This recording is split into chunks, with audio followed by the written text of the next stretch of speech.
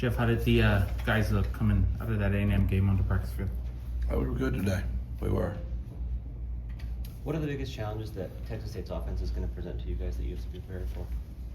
Obviously, they rushed for 400 yards. They have the largest offensive line in the country. You know, A&M had the second largest in the country, so that's a pretty fascinating stat. 1 and 11 are very dynamic at receiver.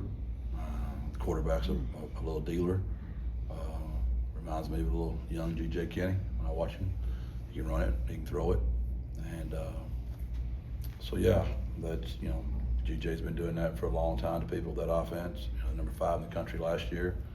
They totally embarrassed us last year.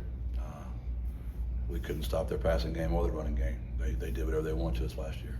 Are you able to get a head start on Texas State at all during camp, or are you exclusively looking at A&M up until that game? I wouldn't tell you if no way I'm telling you that answer. But thanks, it's a great question. I don't blame you for asking. I'm just not answering it. GJ told us yesterday it wasn't much of a rivalry between you guys until last year, and they have a win on the board. Do you sense kind of a different dynamic or atmosphere around it now compared to a year ago? Anytime they hand a trophy away and you don't get to take it back to your office and you get your butt kicked, if you're a competitor at all, whatever you want to call that, whatever word you want to use there, that's what that is. Do you talk to the guys about that this week? Do you sort of remind them the last year? Is that something that's part of the conversation? What we've talked about is if somebody has to get you fired up to play hard this week, then, this isn't the week the head coach should have to use any motivational tricks. If you do, you got the wrong team. Jeff, what are you expecting from a crowd standpoint? I think the school's trying to hit a record, but do you have any idea what to expect on Saturday? I have no idea. I know I'm going to give you the same answer I always give you. I literally head down, and I got to do. Obviously, I didn't do my job very well last year, so I can't be worried what the hell someone else is doing in their job. My mama told me to quit saying that word. It's in the Bible, Mama, King James Version. Sorry. Jeff, she'll be mad. Jeff, how's the health of the team looking? Obviously, we lost Cam Cooper for the year. It's a huge loss. Bumps and bruises. Very physical game. That'll be interesting. 2 Texas teams back to back. SEC, team on the road, and then a team that just embarrassed us last year, back-to-back weeks. It'll be interesting to see what we have in our tank, for Saturday. We left a lot out there. I'm sorry, Benny. We left a lot out there Saturday night. How do you size up the challenge of the size of their O-line and your rush defense, which met the challenge pretty good against A&M over the weekend? We'll know. We'll find out. About 6 o'clock Saturday, we'll know a lot more about our team. They do what they do. I have a lot of respect for GJ in that aspect. He runs his stuff, and they run it very well. And he's got really good players. He has a great ability to identify talent. He knows how to use talent. He's really good at knowing matchups, and he knows how to exploit matchups.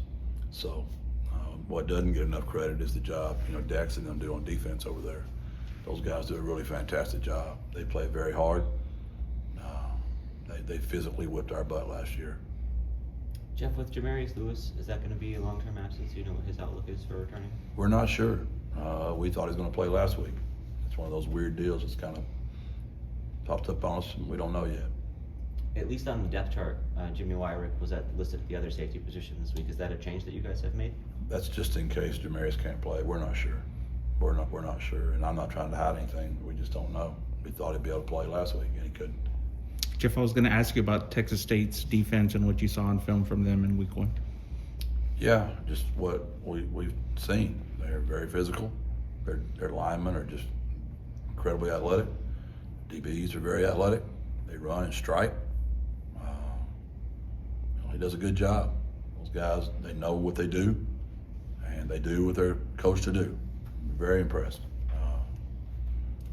I wish I could, I wish I was 20 more years in my career, so I was sitting up in the stands being proud of GJ, but right now I want to step on his big toe. He kind of said the same thing. How rough is a week? Is it a week? How rough of a week is it for both of you guys? Because that personal relationship is still good, right?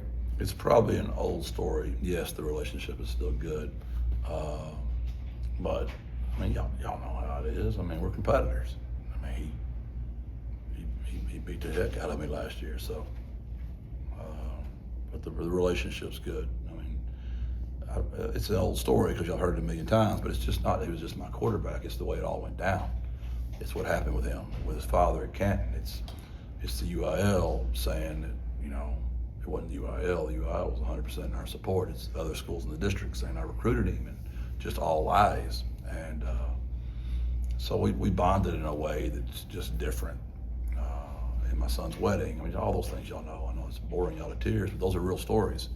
And he's a very, very close former player of mine that's a head coach at a Division I school that whipped my butt last year. He said he thought this was the best team that you guys have had since he's been at Texas State. Do you, so what's your reaction to that? Do you see that within your own group? He's learning from the best. I mean, don't believe anything that guy says.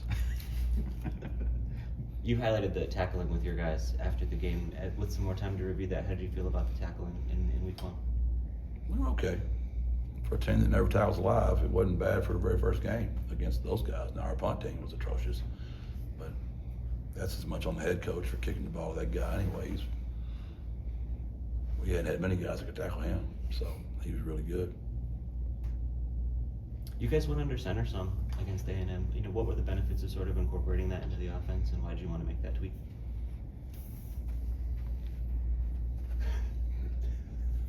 It just felt like something we needed to do. Thank you, though. Kind of what I thought, yeah. Appreciate it, Jeff. Thanks, Jeff. Yeah.